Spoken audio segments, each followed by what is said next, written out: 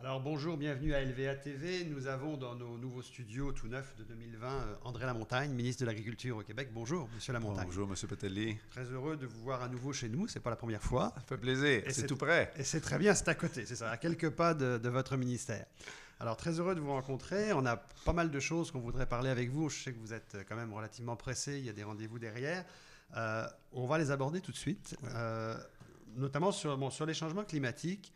La chose que je voudrais vous parler d'abord, c'est quand même une bonne nouvelle. D'ailleurs, vous avez le journal devant vous. On l'a titré pour le mois de janvier. Vous étiez 3 ministres en fait pour annoncer une nouvelle coopérative de gaz naturel au Québec, un investissement de 12 millions de dollars, si je me souviens bien, en décembre dernier. Est-ce que c'est un signal que vous voulez donner que l'agriculture doit passer à la transition écologique? Ben écoutez, moi, depuis que je suis en poste, je parle de l'importance. L'empreinte écologique de l'agriculture, c'est quelque chose qui est documenté. Et puis l'importance de s'investir à réduire cette empreinte-là. Puis aussi, ce qui est important, c'est que moi, dans mon livre à moi, c'est pas juste la question du fardeau de chacun des agriculteurs. Il y a le monde agricole qui doit se prendre en main naturellement pour faire ça. Mais en même temps aussi, il y a comme une responsabilité sociale aussi, moi, que je vois d'accompagner le monde agricole. Alors, des initiatives, comme on a vu à Warwick, si on veut, là, où on a 11 ou 12 producteurs, je pense, finalement, qui ont créé cette coopérative-là, puis qui arrivent avec quelque chose qui est très, très innovant pour le Québec, bien, que le gouvernement soit là pour les soutenir, c'est une très, très bonne nouvelle, là. Alors, sur l'environnement, en fait, effectivement, ça, c'est une très bonne nouvelle. Je pense qu'elle a été d'ailleurs bien reprise par l'ensemble des médias.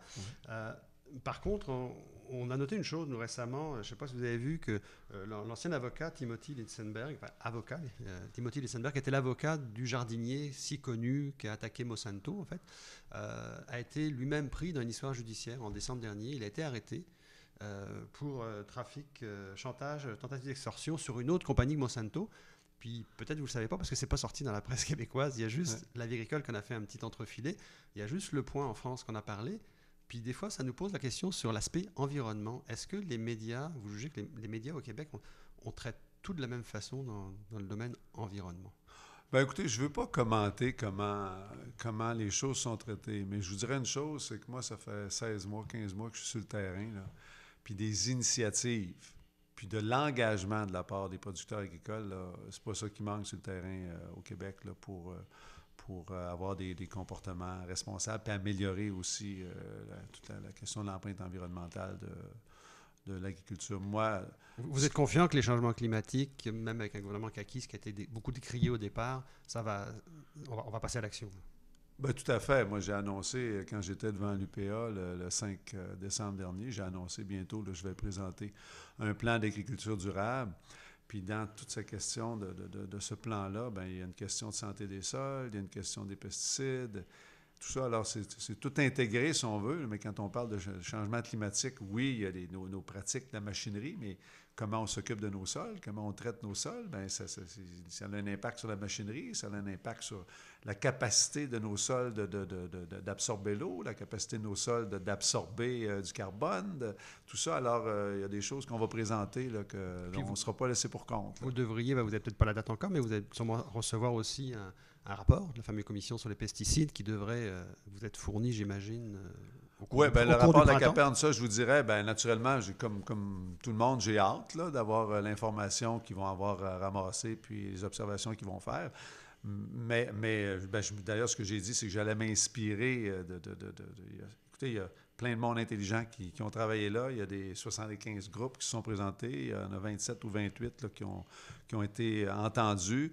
Alors, il va y avoir certainement un Vous saurez nombre tirer les important. conclusions. Tout à fait, tout à fait. Puis moi, le mandat que je me donne par rapport à l'environnement, c'est vraiment d'arriver puis de mettre en place des mesures qui sont crédibles, qui vont être applicables, puis d'avoir aussi de l'accompagnement pour le milieu agricole, là. Alors, moi, toutes les suggestions là, qui vont nous permettre d'aller dans cette direction-là, là, je vais certainement les considérer, là. Une autre question pour terminer sur le thème de l'environnement. Vous avez sûrement vu que hier ou avant-hier, hier, je pense Alexandre Cusseau, qui se présente à la chefferie du Parti libéral, annonce qu'il souhaite nationaliser l'eau. Est-ce que c'est une bonne chose pour le Québec, selon vous, ou on n'est pas rendu là? Ben, écoutez, moi, c'est pas. Moi, honnêtement, la question de la propriété de l'eau n'est pas sous la juridiction du ministère de l'Agriculture, des Pêcheries et de l'Alimentation du Québec. C'est pas. c'est pas quelque chose là, que moi j'ai à traiter. La question des redevances, ça, c'est quelque chose qu'au gouvernement, on peut se questionner. Parce on peut que voir ça aurait si... un impact sur sur l'industrie agroalimentaire, la fabrication de boissons, de jus, etc. Ben écoutez, j'ai pas vraiment fait de réflexion. Je sais que M. Cusson a émis des commentaires à ce sujet-là, mais j'ai pas pris le temps d'analyser l'impact de ces commentaires, puis en quoi ça viendrait changer un peu nos pratiques au Québec et tout ça, là. Sur un dossier que vous avez, sur lequel vous êtes sorti récemment, c'est l'antispécisme, en fait. On a l'impression, en fait, des fois, il y a des périodes comme ça dans la vie où on regarde les journaux, on a l'impression que ça revient, puis ça revient, puis ça revient. Mais là, à l'automne dernier, c'était un petit peu le début. On se disait, tiens, c'est comme un build-up, ça monte en puissance. Puis là, on dirait qu'il ne se passe pas une semaine sans qu'on attaque un restaurant, on attaque une ferme. Je sais que vous avez fait une sortie par rapport à ça, mais est-ce que vous savez d'ores et déjà si vous irez de l'avant au point de mettre des amendes aux gens qui rentrent sur les exploitations agricoles, comme ça se fait en Ontario ou en Alberta? Ben non, je ne peux pas vous dire ça aujourd'hui. Ce que je peux vous dire, par contre, c'est de distinguer. Il y a des gestes qui sont posés, mais c'est par vraiment, c'est très peu d'individus, on s'entend là-dessus, là. Puis même, c'est peut-être pas Mais des c'est gens. très présent dans les médias. Ben ça, la place qu'accordent les médias à ces situations-là, ben ça, c'est leur responsabilité à eux. Qu'est-ce qu'ils font avec ça, là? Moi, ce qui est important, c'est est-ce que si il y a des gestes qui devaient perdurer puis aller en croissance, si on veut, est-ce qu'il y aurait lieu d'intervenir? Qu'est-ce qu'on doit faire? Parce que naturellement, sur les fermes, les enjeux sur les fermes, moi, il y a deux choses que je vois. Il y en a une, naturellement, c'est la biosécurité. Parce que vous venez avec moi, là, on s'en va visiter une exploitation aviaire, porcine. Ben, vous ne voudriez pas qu'ils nous prennent en photo avant qu'on entre, là, parce qu'on est costumés un peu comme des astronautes là, quand on rentre dans ces lieux-là. Gilles Duceppe est déjà passé par là, je pense, Oui, dans une fromagerie.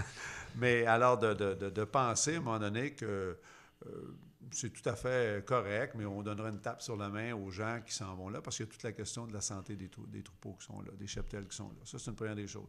L'autre chose aussi, au-delà de la biosécurité, c'est que la ferme, pour les familles qui travaillent, qui sont propriétaires de ces fermes-là, qui sont des exploitants agricoles, la ferme, c'est l'extension de leur domicile, c'est l'extension de leur maison.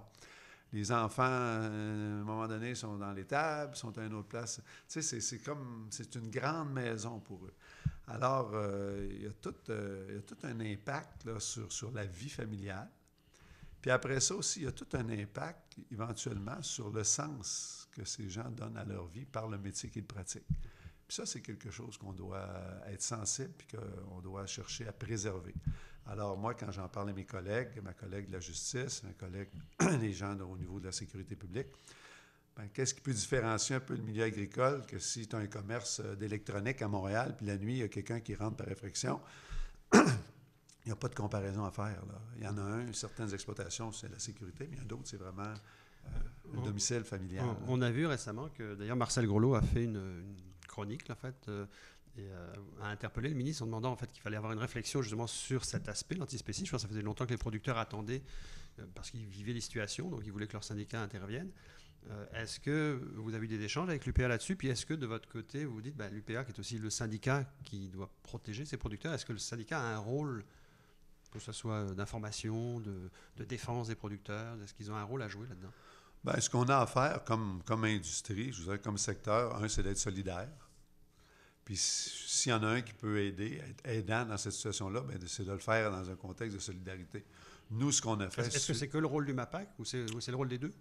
Bien, écoute, il y a une question d'éducation aussi là-dedans. Moi, lors encore là de mon allocution devant l'UPA au mois de décembre, je mentionnais l'importance, comme secteur, là, de tout mettre en œuvre chaque fois qu'on a une opportunité ou de se mobiliser, d'être créatif pour communiquer. Tu sais, parce qu'il y a des gens qui consomment, puis il y a des gens qui produisent ce que les gens consomment. Mais plus on va être en mesure d'éduquer puis de faire en sorte que les gens qui consomment et les gens qui produisent s'entendent puis comprennent la réalité de l'un et de l'autre, bien plus on a des chances que ce qui va se passer, tout va se faire en harmonie. Plus on laisse aller une fracture, si on veut, entre les gens qui consomment et les gens qui produisent, bien plus on a des possibilités d'avoir des difficultés. Fait que comme industrie, comme secteur, on a intérêt à être mobilisé et à travailler ensemble. Mais moi, de mon côté, d'un point de vue du législateur, bien, suite à ce qui est arrivé à Saint-Hyacinthe, Bien, tu sais, tout de suite, j'ai interpellé ma collègue de la justice. J'ai dit, écoute, il faut qu'on regarde qu'est-ce qui se fait par rapport à ça, qu'est-ce qui se fait ailleurs, c'est quoi. Puis on en a parlé après ça aux gens de la sécurité publique. Puis là, on va aller dans le temps avec ça là, pour voir qu'est-ce qui peut être fait au Québec, comment on doit apporter ça. Puis en même temps, comment ça va être aigu, qu'est-ce qui va se passer, tout ça. Là. Vous parliez de bonne communication. Je sais qu'à l'automne dernier, vous avez une bonne communication avec l'UPA, notamment sur la taxation agricole. Ils étaient très heureux de l'annonce que vous avez faite. Ça n'a pas été le cas forcément du côté des municipalités. Est-ce que de ce côté-là, vous avez des nouvelles à nous donner sur le dossier? Comment ça se passe avec les municipalités? Bien, écoutez, première des choses, quand j'ai déposé le projet de loi le 5 novembre, ça fait des mois et des mois qu'on travaille là-dessus, puis il y a eu de multiples rencontres au point de vue technique, si on veut, entre les municipalités, le ministère, le monde agricole et tout ça. Alors, il n'y avait pas de grandes surprises pour grandes personnes. Puis, on est dans un contexte où, là, le projet de loi qu'on va commencer à étudier, écoutez, moi, j'ai déposé un projet de loi, qui contient des orientations, pour moi, qui sont fermes. Mais en même temps, moi, j'ai ouvert la porte, c'est sûr qu'il peut avoir un impact pour le milieu municipal. De venir réformer un programme comme ça. Écoutez, M. Petelli, il y a le milieu municipal, il y a le milieu agricole, il y a le ministre des Finances, puis il y a le payeur de taxes, puis il y a le MAPAC. Puis... Alors, c'est de la quadrature du cercle, un petit peu, là, comment on réussit à faire atterrir tout ça avec des objectifs clairs. C'est que la communication fonctionne entre tous les intervenants. Puis aussi l'engagement qu'on a, puis c'était à la suggestion de la FQM aussi. On s'est engagé vraiment à mettre en place un comité, parce qu'entre le moment où on va adopter le projet de loi puis où le projet va rentrer en vigueur, le projet va rentrer en vigueur le 1er janvier 2021. C'est ça qui est l'objectif. Alors, toute la question là, du plafond de valeur, la question on va offrir une compensation à certaines municipalités pendant un certain temps pour les aider à la mise en œuvre du projet de loi. C'est vraiment quelque chose qu'on veut faire là, de concert avec la FQM, avec l'UMQ, le MAMACH, le MAPAC, tout le monde ensemble. Alors, ça devrait bien se passer. Là. En termes de zonage, j'aurais deux questions. Vous avez reçu un rapport de l'Institut Jean Garon récemment. Oui, la semaine passée. La semaine passée, en fait, suite à des entrevues qu'ils ont menées au cours de l'été, une activité qui a eu lieu le 12 novembre en face au Musée des Beaux-Arts. Qui avait été un grand succès d'ailleurs. Oui, un grand succès effectivement. Est-ce que vous avez déjà tiré des conclusions de ça? Vous n'avez pas eu le temps de le lire encore? Vous allez nous revenir avec ça? Oui, tout à fait. Non, j'ai pas eu le temps de prendre. J'ai rencontré là, M. Debailleul et M. Saint-Pierre sont venus me rencontrer au ministère, m'ont fait la présentation et tout ça, puis on a pu en discuter pendant un bon petit bout de temps. Mais j'ai pas eu le temps de m'approprier, si on veut, le rapport. Mais toute la question, écoutez, de tout ce qui touche l'application de la loi là, de protection du territoire des activités agricoles, c'est quelque chose qui est très important, c'est quelque chose qui m'interpelle. La commission, comment la commission de la protection se déploie sur le terrain, alors tous les enjeux qu'on a, parce qu'il y a de la pression de partout sur le territoire agricole. Bien, alors, justement, il y a deux enjeux d'actualité, j'aimerais ça vous parler. Ouais. Moi, je sais que le Google à Beauharnois, on ne sait pas si c'est Google, en tout cas on pense, certains disent que c'est Google. Excelder à Saint-Hyacinthe, qui veut faire des extensions aussi, qui semble causer des problèmes à Saint-Hyacinthe. Donc on n'est plus, moi j'ai parlé avec le maire Corbeil de Saint-Hyacinthe, donc je connais plus la dynamique ailleurs. Mais est-ce qu'il faut aller quand même des fois de l'avant pour du développement économique? Puis est-ce qu'il y a des systèmes de compensation qui vont pouvoir venir ou ça va être non, ces zones agricoles, on touche à rien? Bien, écoutez, dans la loi, puis la commission a la possibilité, quand elle évalue les projets, de donner une considération à l'impact économique et tout ça. Et puis, ma compréhension aussi, c'est qu'il peut arriver des fois qu'il y a des demandes qui sont faites où les demandes ne sont pas tellement explicites sur l'ampleur des projets, sur le détail. Mettons que des fois, il peut manquer de détails un petit peu. Alors, la commission, quand elle émet un avis préliminaire, elle émet son avis en fonction des informations qui ont été données. Et s'il y a des informations qui étaient manquantes, bien, elle ne peut pas présumer des raisons, des motivations et tout ça. Je vous dirais, chaque cas est un cas. La commission a certainement tous les outils pour faire son travail. Une chose qui est sûre, c'est que la question des délais, ça pose un problème. Moi, comme ministre, là, j'entends beaucoup parler, là, c'est interminable. Avant que les gens se soient statués sur si les projets vont fonctionner ou pas, c'est interminable. Alors ça, il y a des choses qu'il faut qu'ils soient faites. Je pense qu'on a autorisé de nommer 2 commissaires additionnels. La commission fait des demandes pour avoir davantage de ressources et tout ça. C'est pas nécessairement mon ressort à moi, c'est plus du Conseil du Trésor, si on veut. Là, mais on aurait certainement intérêt à rendre tout le processus plus fluide. Là. J'aimerais aussi vous parler en fait, d'agro-tourisme, parce que je sais que c'est un sujet qui vous tient à cœur. D'ailleurs, vous allez le retrouver dans le rapport de l'Institut Jean Garon qu'on a pu consulter. En fait, il y a cet aspect qui est ramené, qui est en lien aussi avec le développement sur le territoire, donc le développement de la ruralité. Mais on essaie de comprendre des fois, parce que bon, vous avez un discours, le discours que vous avez eu à l'Union paysanne en 2018, on le sait, a été très, très, très vu, en tout cas sur notre chaîne, et très entendu par une portion des agriculteurs. Ah, oui, tout d'un coup, tiens, il y a un intérêt vraiment pour la petite agriculture de proximité.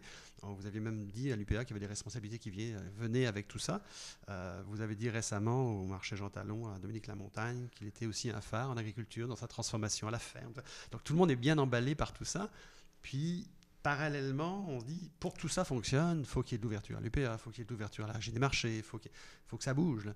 Puis, on apprend hier que la coopérative La Mauve, qui est une figure de coopérative de proximité, fait faillite. En fait. Ouais. Donc là, moi, j'ai vu un peu les commentaires sur Facebook ce matin, des gens qui réagissent, puis les gens sont un peu quoi, en fait.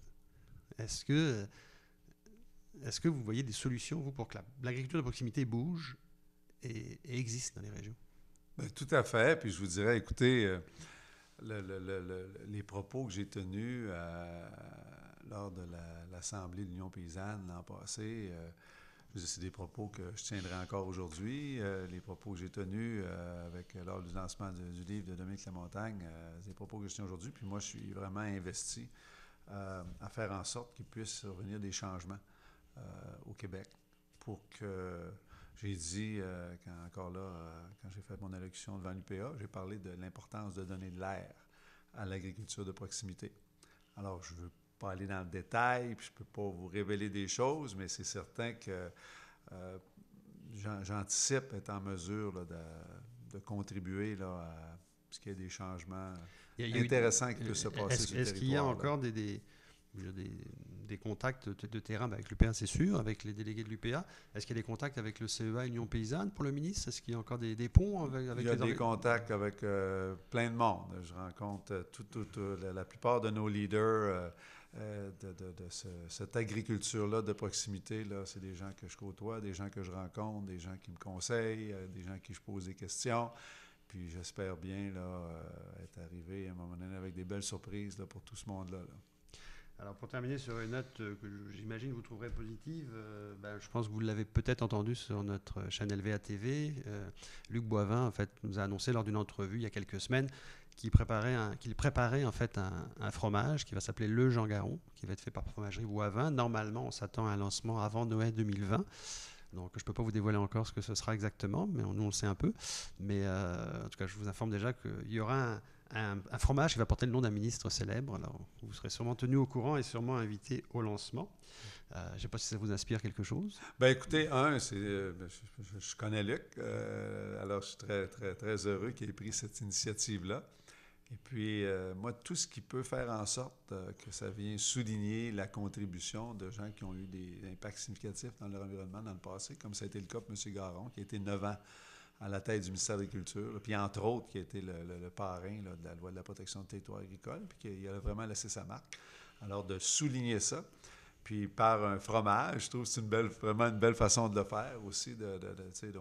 On met un peu d'histoire dans un mets au Québec, un produit qu'au Québec, on aime. Alors, les Québécois, à un moment donné, vont voir un Jean Garon. Bien, il y en a qui vont se demander c'est quoi un Jean Garon. Alors, ça peut faire parler d'agriculture. Alors, je vais dire à Luc de s'assurer sur l'emballage qu'ils mettent un petit peu d'histoire de Jean Garon. Le Jean Garon, blablabla, ce serait important. Là. Il va y avoir quelque chose, j'imagine, ceci là. Oui, pour terminer, donc, comme vous le savez, on initie au mois de janvier 2020 notre 20e année à la vie agricole. La LVA TV, c'est tout jeune, ça a un an et quelques. Mais la vie agricole, on l'opère depuis 13-14 ans, mais ça a déjà 20 ans. Oui. Ça fait 9 ans que le média est officiellement le média officiel du CIMAC. Donc, le CIMAC commence 30, 31 janvier, 1er février, les 3 prochains jours. Alors, je pense savoir que vous allez demander d'être présent. Je ne suis pas sûr que votre emploi du temps vous permettra de faire un saut, mais en tout cas, si vous avez l'occasion de trouver une petite demi-heure pour passer au CIMAC... Ça me ferait plaisir, mais je vous ai envoyé... un vidéo, oui, qui va être diffusé au CIMAC. Je vous souhaite de bon succès, là, naturellement, là, avec l'événement. Je vous remercie beaucoup. C'est un plaisir, M. Petelli. Au plaisir.